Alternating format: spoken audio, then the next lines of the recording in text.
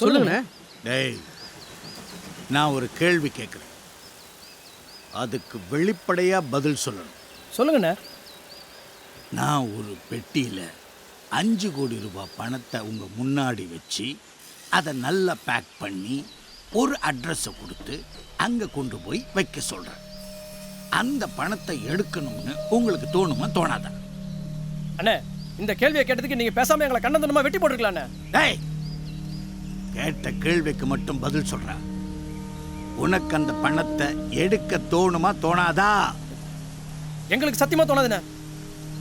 டேய் பால்டட் பாண்டி, அண்ணே, உனக்கு தோணுமா தோணாதா? என்னடா டவுட்டா? விசுவாசம்லாம் சரிதானே.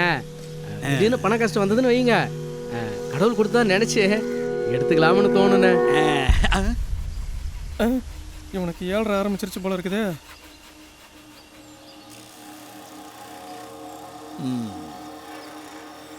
ரவி கோபிக்கு ஏதாவது பண பிரச்சனை இருந்துச்சா?